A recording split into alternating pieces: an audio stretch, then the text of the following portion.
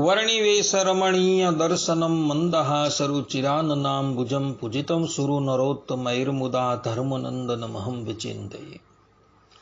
असतो मा षड्गमय तमसो मा ज्योतिर्गमय मृत्युर्मा अमृतं गमयः। ओम शांति शांति शांति। अस्मद्गुरु समारंभां नाथयामुन मध्यमां लक्ष्मी वल्लभ पर्यंतां वंदे गुरु परंपरा।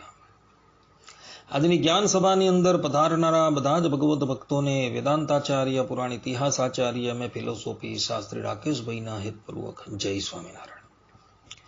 ભક્તો, આજની આ જ્ઞાન સભાની અંદર આપણે બધા શ્રીમદ ભાગવતના દસમ સ્કંદના 41મા અધ્યાયમાં ભગવાન શ્રી કૃષ્ણએ મથુરામાં રહેતા કંસના ધોબીનો ઉદ્ધાર કર્યો તથા મથુરાના દરજીની સેવા સ્વીકાર કરી તથા મથુરામાં રહેતા સુદામા માળીની ઉપર પોતાની કૃપા વર્ષાવી. તો આ ત્રણેય જણ પૂર્વજન્મની અંદર કોણ હતા અને ભગવાન શ્રી કૃષ્ણએ એમના પર અનુગ્રહ શા માટે કર્યું વગેરે વગેરે કથા જે છે એ આપણે શ્રીમદ ભાગવત તથા ગર્ગ સંહિતાના માધ્યમથી શ્રવણ કરશું તો બધા જ શ્રોતાગણો કથા જે છે એ એકાગ્ર મને કરીને શ્રવણ કરે. શ્રીમદ ભાગવતના 39 થી 41મા અધ્યાયમાં કથા આવે છે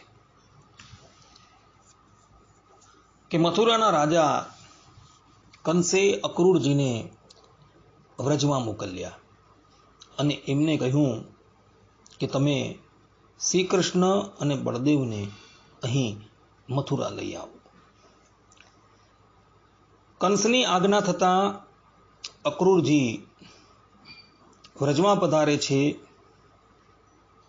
અને શ્રી કૃષ્ણ અને બળદેવજીને કંસનો સંદેશો સંભળાવે છે. ભગવાન શ્રી કૃષ્ણ, બળદેવજી, નંદરાયજી, ગોપ ગોવાળો ભગવાન શ્રી કૃષ્ણની સાથે મથુરા જવા માટે નીકળે છે. નંદરાયજી અને ગોપ ગોવાળો તો પ્રથમથી જ મથુરા પહોંચી જાય છે. ભગવાન શ્રી કૃષ્ણ અને બળદેવજીને અક્રૂરજી રથમાં બેસાડી મથુરા લઈ આવે છે.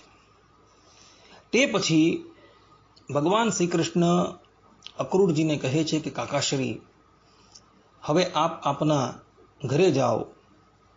સમય થતાં અમે પણ આપના ઘરે પધારશું. આ પ્રમાણે ભગવાન શ્રી કૃષ્ણની આજ્ઞા થતાં અક્રૂરજી શ્રી કૃષ્ણ અને બળદેવની આજ્ઞા લઈ પોતાના ઘરે જાય છે. તે પછી ભગવાન શ્રી કૃષ્ણ પોતાના પિતા નંદરાયજીને કહે છે કે પિતાજી,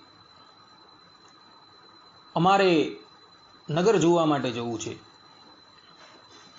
તો કૃપા કરીને આપ અમને આજ્ઞા આપો. નંદરાયજી કહે છે કે ભલે.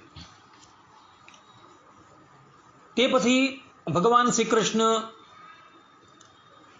બળદેવજી અને એમના સખાઓ જે છે એ નગર જોવા માટે પધારે છે. એ વખતે ભગવાન શ્રી કૃષ્ણ અને બળદેવજીના આવવાની વાત સાંભળી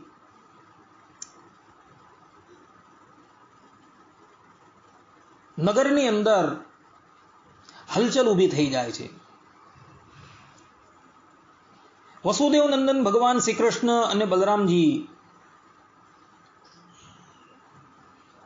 મુખ્ય દ્વારમાંથી મથુરા નગરીમાં પ્રવેશ કરે છે. એટલે બાઈઓ છે, ભાઈઓ છે, એ બધા જ ભગવાન શ્રી કૃષ્ણના દર્શન કરવા માટે આવે છે. કોઈક તો ઉતાવળની અંદર પોતાના વસ્ત્ર અને દાગીના જે છે એ ઊંધા પહેરીને ભગવાન શ્રી કૃષ્ણના દર્શન કરવા માટે આવે છે. કોઈ ભૂલથી કુંડળ છે, કંકણ છે વગેરે આભૂષણો જે છે એ પણ ગમે તેમ પહેરીને ભગવાન શ્રી કૃષ્ણના દર્શન કરવા આવે છે. કોઈ પોતે વસ્ત્ર ધારણ કરતા હોય છે અને એને ખબર પડે છે કે શ્રી કૃષ્ણ અને બળદેવ પધારેલા છે, તો એ લોકો ઉલટા પુલટા વસ્ત્ર ધારણ કરીને ભગવાન શ્રી કૃષ્ણના દર્શન કરવા માટે આવે છે. કોઈક માતા પોતાના બાળકને સ્તનપાન કરાવતી હોય છે, તો બાળકને એક બાજુ મૂકી ભગવાન શ્રી કૃષ્ણના દર્શન કરવા માટે દોડી જાય છે. રાજમાર્ગની ઉપર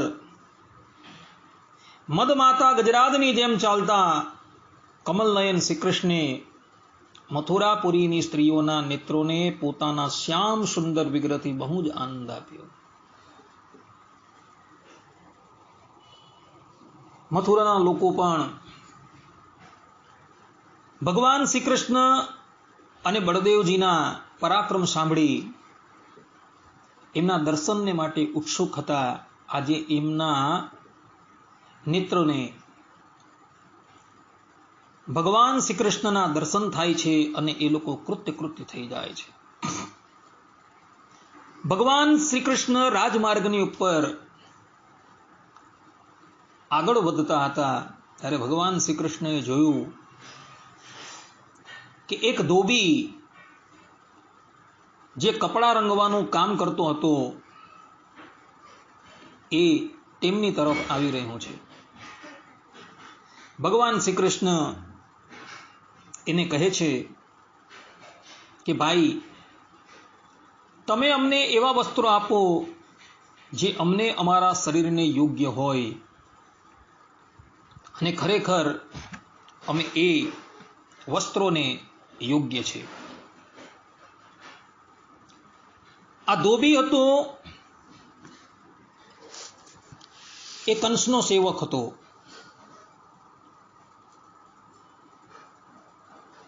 અને રાજા કંસનો સેવક હોવાથી એ ગર્વથી છકી ગયો હતો.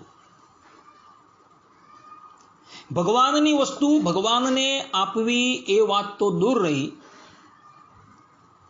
એ ક્રોધિત થઈને ભગવાન પર આક્ષેપ કરતા બોલ્યો કે તમે લોકો રહો છો હંમેશા પર્વતો અને જંગલમાં, શું ત્યાં તમે આવા કપડા પહેરો છો? તમે લોકો બહુ જ ઉદ્ધત થઈ ગયા છો, તેથી તો આ રાજ્યની વસ્તુ પર હક કરો છો. હવે તમને રાજાની સંપત્તિ લૂંટવાની ઈચ્છા થઈ છે. અરે મૂર્ખાઓ, જાઓ, ભાગી જાઓ. જો થોડા દિવસ જીવવાની ઈચ્છા હોય તો આવું બીજી વાર માંગશો નહીં. રાજ્યના સેવકો તમારા જેવા ઉદ્ધત લોકોને પકડીને કેદ કરી દે છે. આ પ્રમાણે ધોબીનું ગર્વયુક્ત વતન સાંભળી ભગવાન શ્રી કૃષ્ણને સહેજ ક્રોધ આવી ગયો. અને ક્રોધ આવ્યો એટલે ભગવાન શ્રી કૃષ્ણએ આ ધોબીના ગાલની ઉપર એક તમાચો માર્યો. અને જ્યાં તમાચો માર્યો એટલે ધોબીનું મસ્તક જે છે એ એના ધડથી અલગ થઈ ગયું. એટલે ધોબી કાળના મુખમાં જતો રહ્યો અને એના સેવકો જે છે એ બધા જ લોકો વસ્ત્ર મૂકીને ત્યાંથી પલાયન થઈ ગયા. આ પ્રમાણે ભગવાન શ્રી કૃષ્ણએ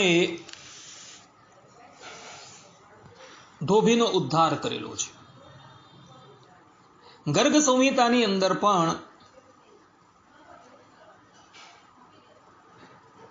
આ ધોબીના ઉદ્ધારનું ચરિત્ર આવે છે. ત્યાં તો ગર્ગાચાર્યજી ત્યાં લગીન લખે છે કે જેવો આ ધોબીનો વધ થયો એટલે ધોબીના શરીરની અંદરથી એક તેજ જે છે એ નીકળ્યું અને ભગવાન શ્રી કૃષ્ણની અંદર પ્રવેશ થઈ ગયું. અર્થાત ભગવાન શ્રી કૃષ્ણએ એને પોતાનું સાયુજ્ય આપી દીધું. ગર્ગ સંહિતાની અંદર શ્રી મથુરા ખંડની અંદર અધ્યાય 10માં આ ધોબીના પૂર્વજન્મની કથા છે. ભક્તો, આ એ જ ધોબી છે કે જેણે રામા અવતારની અંદર માતા સીતા પર અને ભગવાન શ્રી રામની ઉપર મિથ્યા કલંક આરોપણ કરેલું હતું. એ વખતે રામા અવતારની અંદર ભગવાન મર્યાદા પુરુષોત્તમ હતા, એટલે ભગવાન એને એના જૂઠા કલંકની સજા નથી આપતા અને પાછા માતા સીતા ધરતીમાં સમાઈ જાય છે ત્યારે આ ધોબીને પણ ક્ષમાદાન કરતા જાય છે.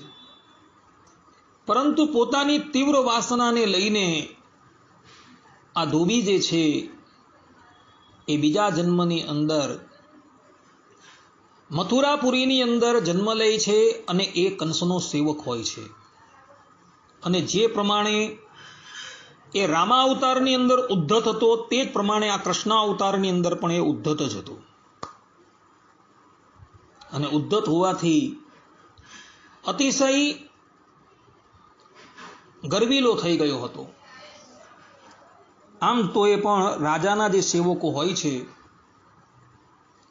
એને સત્તાનું માન હોય છે, જેને પ્રભુતાની પ્રાપ્તિ થાય છે એ હંમેશા ઉન્મત્ત થઈને જ ફરતા હોય છે.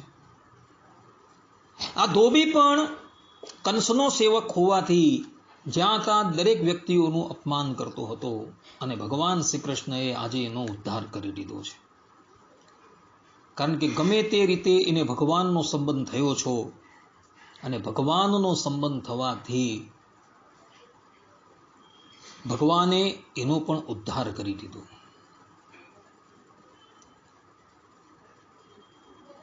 ધોબીનો ઉદ્ધાર કરી દીધો અને ધોબીના સેવકો જે છે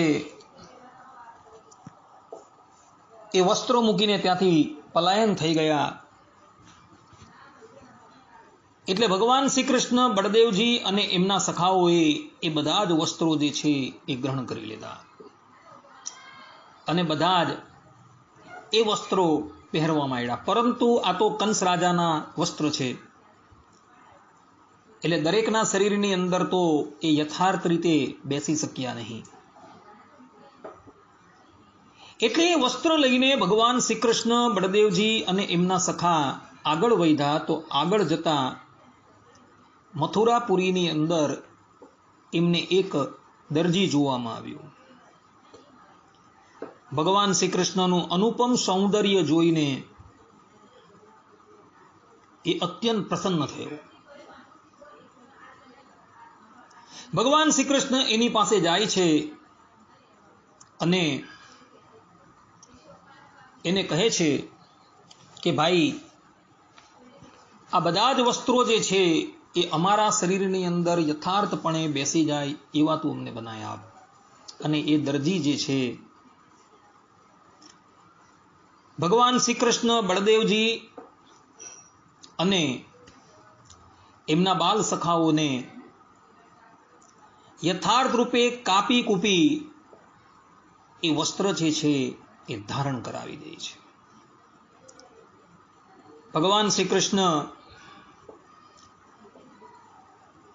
એના આ કાર્યથી દરજીની ઉપર બહુ પ્રસન્ન થાય છે અને એમને આશીર્વાદ આપતા થકા ભગવાન શ્રી કૃષ્ણ તેને આ લોકમાં ભરપૂર ધન સંપત્તિ, બલ, ઐશ્વર્ય, પોતાની અખંડ સ્મૃતિ અને દૂર સુધી જોવા સાંભળવાની ઇન્દ્રિય સંબંધી શક્તિ આપે છે. એટલે આ લોકની અંદર પણ એને ભગવાન શ્રી કૃષ્ણ સુખી કરે છે અને પરલોકની અંદર પણ એને સુખી કરે છે, કારણ કે ભગવાન એને પોતાની નિર્મલ ભક્તિ આપી દે છે. ભક્તો, ભગવાન મુક્તિ આપી દે છે પરંતુ ભક્તિ આપતા નથી. શ્રીમદ ભાગવતના પંચમ સ્કંદની અંદર ઋષભદેવ ભગવાનના ચરિત્રની અંદર સુખદેવજી મહારાજ કહે છે, મુક્તિ દદાદી કરહિચિત ન ભક્તિ યોગ, કે ભગવાન મુક્તિ તો આપી દે છે, પરંતુ ભક્તિ આપતા નથી. પરંતુ ભગવાન શ્રી કૃષ્ણએ આ દરજીની ઉપર બહુ જ કૃપા કરી છે. એને આ લોકનું ઐશ્વર્ય તો આપ્યું જ, સિદ્ધિઓ પણ પ્રદાન કરી અને સાથે સાથે પોતાની ભક્તિ પણ પ્રદાન કરેલી છે. કારણ કે આ ધોબી જે છે એ પૂર્વ જન્મનો ભગવાન શ્રી રામનો એકાંતિક ભક્ત હતો અને રામાવતારની અંદર પણ એણે ભગવાનની સેવા કરેલી હતી. ગર્ગ સંહિતાની અંદર મથુરા ખંડની અંદર 10મા અધ્યાયની અંદર આ દરજીનું ચરિત્ર આવે છે. ત્યાં નારદજી કહે છે, ગર્ગ સંહિતાની અંદર દેવર્ષિ નારદ અને બહુલાશ્વ જનકનો સંવાદ છે. એની અંદર બહુલાશ્વ જનકના પૂછવાથી દેવર્ષિ નારદ આ દરજીનો પૂર્વજન્મ કહે છે. દેવર્ષિ કહે છે કે રામાવતારની અંદર ભગવાન શ્રી રામ મિથિલા પધાર્યા અને ધનુષ ભંગ કરી સીતાજીનું પાણી ગ્રહણ કર્યું, ત્યારે આ કૃષ્ણ અવતારનો દરજી જે છે એ રામા અવતારની અંદર મિથિલાપુરીમાં રહેતો હતો અને વ્યવસાય પણ દરજીનો જ કરતો હતો. એને ભગવાન શ્રી હરિ પ્રત્યે એકાંતિકી ભક્તિ હતી.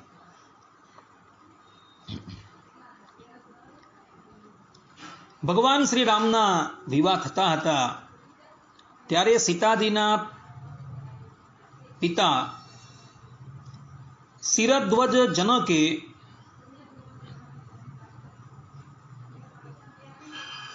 આ દરજીને આજ્ઞા કરી હતી કે તારે રામ અને લક્ષ્મણના વસ્ત્ર જે છે એ સીવવાના છે.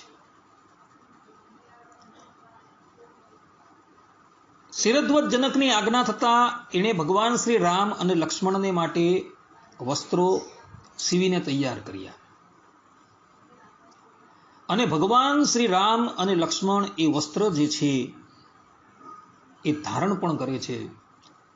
અને એ વસ્ત્રો જોઈને, અર્થાત કે વસ્ત્ર પહેરેલા ભગવાન શ્રી રામના દર્શન કરી એ દરજી જે છે એ અત્યંત મોહિત થઈ જાય છે અને મનોમન ઈચ્છા કરે છે કે હું મારા હાથથી ક્યારે ભગવાનને વસ્ત્ર અર્પણ કરી શકીશ, અર્થાત કે એમને પહેરાવી શકીશ. આ પ્રમાણેની ઈચ્છા જ્યારે કરે છે ત્યારે ભગવાન શ્રી રામ મનોમન એની ઈચ્છા જે છે એ પૂર્ણ કરે છે. પરંતુ એ ઈચ્છા પૂર્તિ અર્થે એણે પુનઃ જન્મ લેવો પડે છે અને એ મિથિલા નગરીનો દરજી કૃષ્ણ અવતારની અંદર મથુરાની અંદર પ્રગટ થાય છે અને ભગવાન શ્રી કૃષ્ણ જ્યારે ધોબીનો ઉદ્ધાર કરી એની પાસેથી વસ્ત્ર લઈને જ્યારે આ દરજી પાસે આવે છે ત્યારે એ દરજી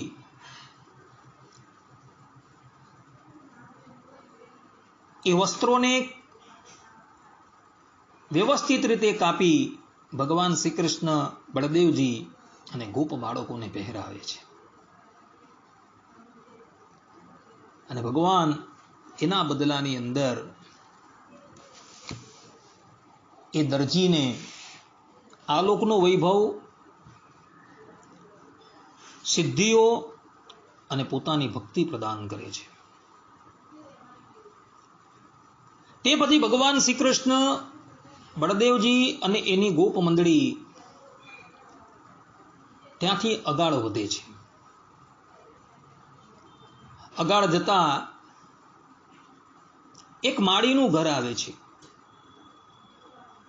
જે માળીનું નામ હતું સુદામા માળી. ભગવાન શ્રી કૃષ્ણ, બળદેવજી અને એમની ગોપ મંડળીને જોઈને સુદામા માળી ઊભો થાય છે અને જમીન પર માથું મૂકી ભગવાન શ્રી કૃષ્ણ અને બળદેવજીને વંદન કરે છે અને પછી પોતાના ઘરે લઈ જાય છે અને એને આસન પર બેસાડે છે, એમના ચરણ પખાડે છે અને ભગવાન શ્રી કૃષ્ણ બળદેવજી અને ગ્વાલ બાળકોને એ પુષ્પહાર, પાન, ચંદન વગેરે સામગ્રીથી વધાવે છે, અર્થાત કે એમની પૂજા કરે છે. અને તે પછી એ ભગવાન શ્રી કૃષ્ણની પ્રાર્થના કરે છે કે હે પ્રભુ, આપ બંનેના શુભાગમનથી અમારો જન્મ સફળ થઈ ગયો, અમારું કુલ પવિત્ર થઈ ગયું. આજે અમે પિતૃઓ, ઋષિઓ અને દેવતાઓના ઋણમાંથી મુક્ત થઈ ગયા. તેઓ અમારા પર પરમ સંતુષ્ટ છે. આપ બંને સંપૂર્ણ જગતના પરમ કારણ છો. આપે સંસારના અભ્યુદય, ઉન્નતિ અને નિઃશ્રેષ માટે જ આ ધરાતલની ઉપર અવતાર ધારણ કરેલો છે. આ પ્રમાણે સુદામા માળીએ ભગવાન શ્રી કૃષ્ણની સ્તુતિ કરી. ત્યારબાદ બે હાથ જોડીને સુદામા માળી કહે છે કે હે પ્રભુ, અમો આપના દાસ છીએ, આપ અમને આજ્ઞા આપો, અમે તમારી શું સેવા કરીએ.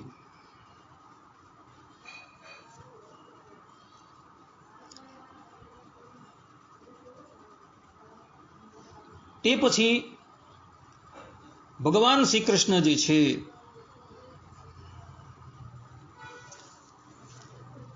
એને વરદાન માગવાનું કહે છે. ભગવાન શ્રી કૃષ્ણ એની સેવાથી અત્યંત સંતુષ્ટ થઈ ગયા હતા. સુદામા માળીએ કેવલ ભગવાનને પુષ્પો તથા પુષ્પોની માળા પહેરાવી હતી અને એને લઈને ભગવાન શ્રી કૃષ્ણ એના પર અત્યંત પ્રસન્ન થઈ જાય છે અને સુદામા માળીને વરદાન માગવાનું કહે છે. ત્યારે સુદામા માળી લૌકિક કોઈ પણ વસ્તુ માંગતો નથી અને ભગવાનને કહે છે કે હે પ્રભુ, આપ જ સમસ્ત પ્રાણીઓના આત્મા છો. સર્વ સ્વરૂપ આપના ચરણોમાં મારી અવિચલ ભક્તિ રહો. આપના ભક્તો સાથે મારું સૌહાર્દ, મૈત્રીનો સંબંધ રહો અને સમસ્ત પ્રાણીઓના પ્રતિ સ્વાભાવિક દયાનો ભાવ રહો. આ પ્રમાણે જ્યારે સુદામા માળીએ ભગવાન શ્રી કૃષ્ણની પાસે વરદાન માગ્યું, ત્યારે ભગવાન શ્રી કૃષ્ણે સુદામા માળીને તેને માગેલું વરદાન તો આપ્યું જ, પણ સાથે સાથે એને એવી લક્ષ્મી આપી કે જે વંશ પરંપરાની સાથે સાથે વધતી જાય. અને સાથે સાથે ભગવાને એને બળ આપ્યું, આયુષ્ય આપ્યું, કીર્તિ આપી અને ક્રાંતિનું પણ વરદાન આપ્યું. એટલે પોતાની નિર્મલ ભક્તિ તો ભગવાને પ્રદાન કરી જ, પરંતુ સાથે સાથે ભગવાન શ્રી કૃષ્ણએ એને વૈભવ પણ પ્રદાન કર્યું. આ પ્રમાણે ભગવાન શ્રી કૃષ્ણએ આ સુદામા માળીનું કલ્યાણ કર્યું. ગર્ગ સંહિતાની અંદર મથુરા ખંડના અધ્યાય 10 આ સુદામા માળીના પૂર્વજન્મ વિશે કથા આવે છે. તો આ બહુલાશ્વ જનકના પૂછવાથી દેવર્ષિ નારદજી આ સુદામા માળીના પૂર્વજન્મ વિશે બહુલાશ્વને કહે છે. દેવર્ષિ નારદજી કહે છે કે હે રાજન, રાજરાજ કુબેરજીનો એક પરમ સુંદર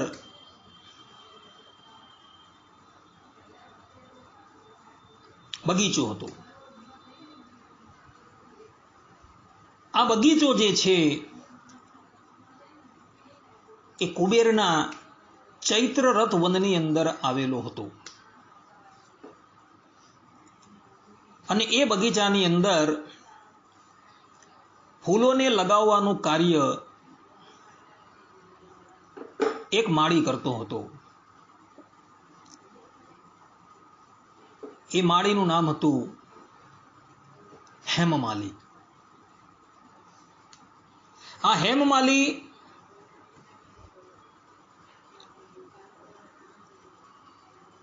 રાજરાજ કુબેરજીને ત્યાં માળીનું કામ તો કરતો જ હતો, પરંતુ સાથે સાથે એ ભગવાન વિષ્ણુનો અનન્ય ભક્ત હતો અને હંમેશા ભગવાન વિષ્ણુના ભજનની અંદર તત્પર રહેતો હતો. એ શાંત હતો, જીતેન્દ્રિય હતો અને દાનશીલ પણ હતો. એ મહાન સત્સંગી પણ હતો. એણે પ્રત્યક્ષ રૂપે ભગવાન શ્રી કૃષ્ણની પ્રાપ્તિને અર્થે દેવતાઓની પૂજા કરી. 5000 વર્ષ પર્યંત પ્રતિદિન 300 કમલ લઈને એ ભગવાન શંકરનું અર્ચન કરતો હતો. એક સમયની વાત છે, કરુણાનિધિ ત્રિનેત્રધારી ભગવાન શંકર એના પર અત્યંત પ્રસન્ન થઈ ગયા અને તેના પ્રત્યે બોલ્યા કે હે માલાકાર હેમમાલી, તારા મનની અંદર જે ઈચ્છા હોય એ વરદાન મારી પાસે માંગ. ત્યારે હેમમાલી 2 હાથ જોડી ભગવાન શંકરને કહે છે કે હે પ્રભુ, પરબ્રહ્મ પરમાત્મા ભગવાન વિષ્ણુ એ મારા ઘરે પધારે અને મારા ઘરે પધારી હું એમની સેવા કરું, મારા નેત્રથી હું ભરપેટ એમનું દર્શન કરું, એવું વરદાન તમે મને આપો. ત્યારે ભગવાન ભોળાનાથ કહે છે કે હે હેમમાલી, દ્વાપરના અંતની અંદર ભારત વર્ષમાં મથુરાપુરીની અંદર એ ભગવાન તારો મનોરથ જે છે એ પૂર્ણ કરશે અને આ બાબતમાં કોઈ પણ સંશય તું રાખતો નહીં. આટલું કહીને ભોળાનાથ અંતર્ધાન થઈ જાય છે અને એ જ હેમમાલી નામનો માળી જે છે, જે કુબેરનો સેવક હતો, એ દેહ ત્યાગ કરીને મથુરાની અંદર પ્રગટ થાય છે અને ભગવાન શ્રી કૃષ્ણ ભગવાન શંકરના વરદાનને ચરિતાર્થ કરવા માટે આ સુદામા નામના માળીના ઘરે પધારે છે અને એની સેવા જે છે એ ગ્રહણ કરે છે. આ પ્રમાણે